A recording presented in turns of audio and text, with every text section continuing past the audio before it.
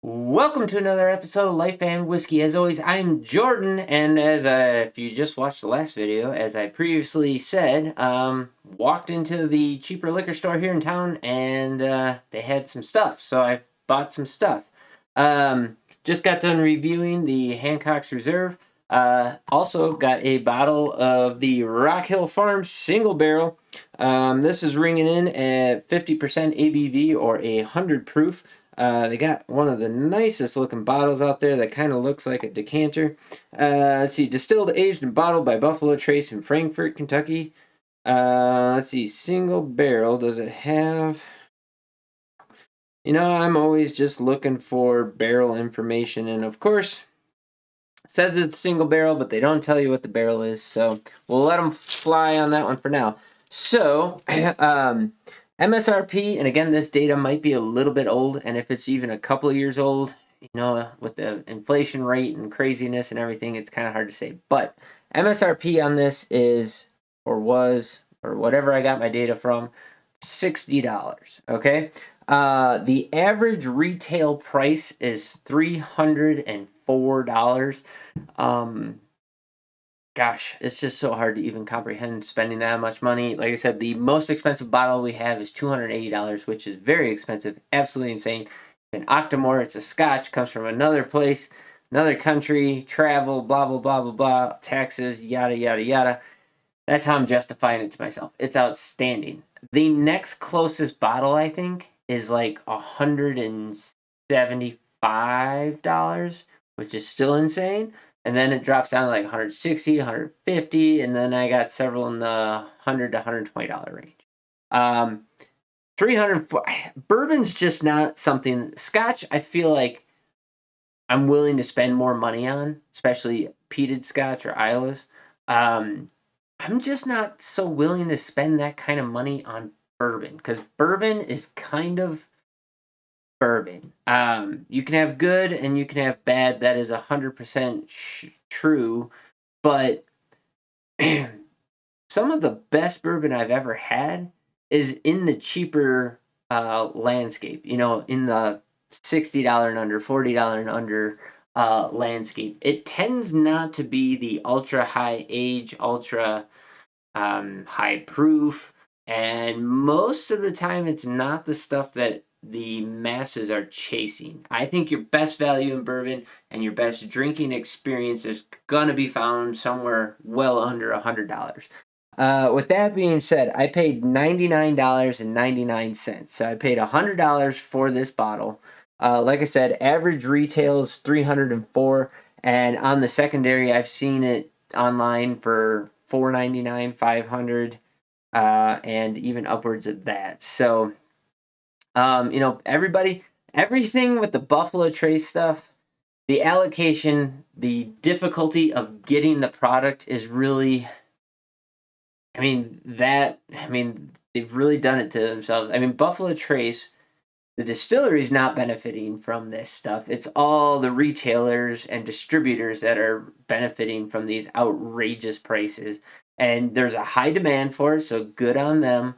And they make good products, but it's people willing, and good on the people, good on the businessmen and free market for, people being able to spend their money and make and do whatever they want. But man, it's like bourbon prices are just out of control. And I understand the difficulty of getting I'm still trying to get my hands on a stag. I'm still trying to get my hands on a EH Taylor barrel proof. I may never see one of those. We'll see. Especially with this new distribution method, it seems like the liquor store that I like going to, they're just barely getting their hands on stuff. So I used to be able to walk in there and buy Buffalo Trace by the case for $19.99 all day long, including store picks. And that was only a year ago. And now, under the new distributor, the new method, they're calling in, they're having to call in and place orders and call in and call in and call in. And they're calling for sometimes 300 phone calls a day, three people calling in to try and get their name on the list to get the allocated stuff, and they just can't do it. So that's kind of biting them in the butt, unfortunately. But Lucky for me, I got my hands on something. This was not this and the Hancocks. Neither of these were on my list, but they were allocated bottles at, I would say, reasonable prices. $100. I don't like spending that much money, but ever more so, bourbon and whiskey in general is kind of starting to push up to $100 bottles, kind of being the average for. Um, I won't say it's the average for good whiskey. It's the average for that upper end whiskey, not high end whiskey, but upper end whiskey is kind of pushing in around that $100 mark. But you know what? It's good, and so every now and again I'll spend the $100, but I am a tight ass and cheap ass, and I really don't like spending $100 on bottles because that means that the stuff that's not $100 I can get 3 or 4 different bottles for that price. But you know what? I did it. I splurged. I did the thing, and because of it, now you guys get a review, which is funny because literally in the whiskey review 325, I said I don't know how long it'll be before I get another whiskey to review because I had no intentions of buying anything, and then here I am a day or two later with 2 bottles and $150 worth of whiskey. So I do have to say the decanter, this bottle is absolutely awesome in looks and feel, which I'll give them that. Buffalo Trace does a decent job with their bottlings. I mean, they got the Blantons and the this and the that and the everything else, but my Blantons is no longer up here. It's down there somewhere. All right, enough rambling. Here we go. On the nose. On the nose, this Hancock was easily 3 times denser in the quality of the notes coming out of it. This is a very light nose, very light and crisp. And this is again, higher proof. This should have more density of notes in the nose than the lower proof, but it doesn't. Man, it's very similar nosing notes between the two. The ethanol is a little bit more forward in this, but a lot of light caramel, honey, apple. It's not as fruity, apple and floral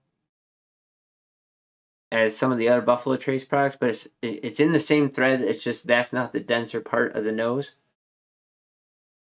A little bit of honeysuckle in that background there. Yeah, it's a lot lighter and syrupy caramel in the nose. Honey, pushing into those types of notes. Very light. And then the ethanol's there. I do like it though. Okay, going in on sip number 1.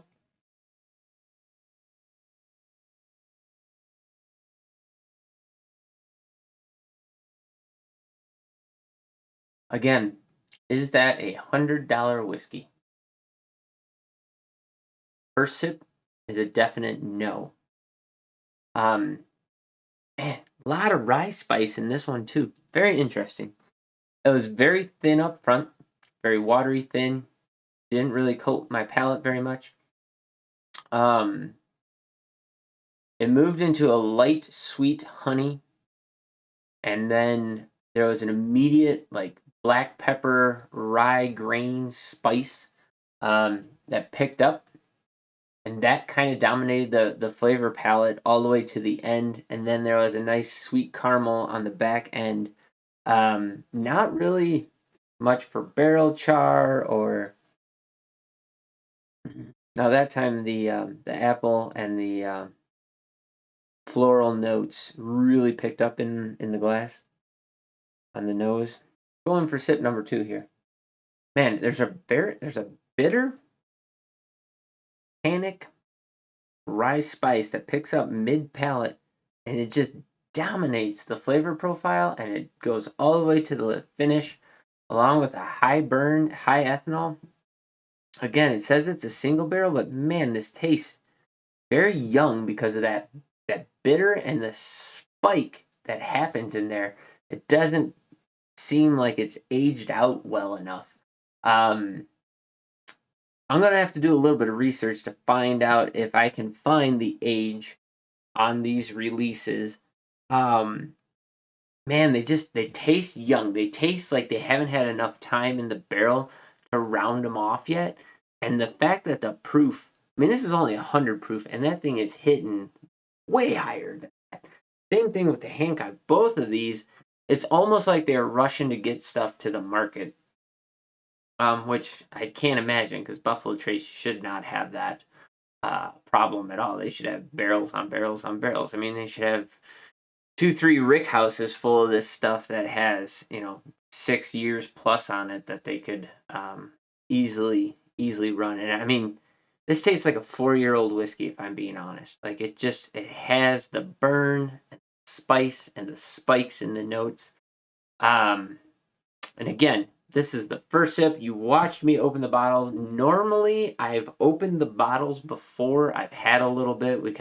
I do believe in the neck pour. I don't know if it's just like what it would do, but maybe it's just the change of oxygen or air that's inside the glass in the bottle. I don't know, but for some reason, maybe it's just purely psychological. But to me, there definitely seems to be a head pour. There definitely seems to be, or sorry, head pour, a neck pour. There definitely seems to be something that happens because often upstairs we'll buy new whiskey, we'll come home, we'll taste it almost as soon as we get home, and then I already have a preconceived notion of what it's going to taste like, and then I come down here and I do the reviews, and it tastes very different than what I remember it tasting like. These, I mean, I just cracked the labels on them, and here we go. So it very well could be that these bottles will open up a fair bit as I get into them, but man, starting to get a really heavy caramel on the back end of this. Uh-oh, my light's starting to die on me over there. So it's flashing at me. But I don't know, last sip here. We'll see what happens. Okay, now that I've sat there for a moment, sweeter notes kind of came forward a bit more, a little more caramel in there. Still getting a rye spice, tannic, black pepper on the tail end of the mid palate and through the finish. That time though, the finish itself had a bit more of a sweet undertone to it, but the the spice kind of that's what went the longest. Oh, I don't know if it's coming in on camera or not, but that light's gonna go out on me. The battery's dying. So yeah, there you have it. I would not pay $100 this for that again. And I know that this is a lot of people's favorites. Um, I don't know. I'm gonna have to do some research on it. I'm gonna have to find out if I can figure out an age on it. It is another single barrel product, so maybe my barrel's not as good as others. I have not had good luck with single barrel products. Um, to me, I watch these raving reviews about such and yada yada, and I go and I buy, I finally get my hands on one of those bottles, and I'm not overpaying for it. So often it's maybe even the next year, which that already presents its own problems. But it when I get my hand on that single barrel, it often is a problem. The one thing that's never a problem is like New Riff, awesome single barrel product. Um, yeah, and I haven't got one yet, but I can only imagine that the Wyoming whiskey single barrels, they run like $92. I haven't got one of those yet, but I can only imagine that that stuff is absolutely phenomenal as well. But there you go, a lot of rambling, but $100, man.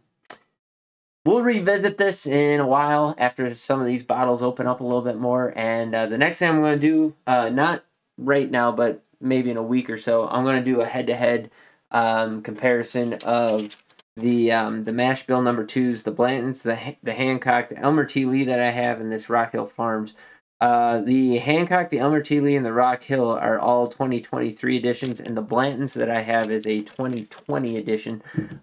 So we'll see who comes out on top for that one. Like I said, originally I didn't think much of the Blantons, and the last blind I did of all of my Buffalo Trace products, the Blantons ended up winning out. So who knows? Maybe it'll beat these out too. If you can find it for a reasonable price, you'll have to decide if it's worth the gamble or not. I obviously thought it was worth the gamble, and I know a lot of people think very highly of it. It's not bad. You just got to be prepared for some rye spice in there, or some kind of a spicy note, at least from both of the bottles that I have. So there you go. Like, comment, subscribe, throw down in the bottom what you can find a bottle for, if you can find a bottle for in your area, what your experience is with it, and any other comment you'd have. So thanks for watching. You guys have yourselves a great day. We'll catch you in the next video.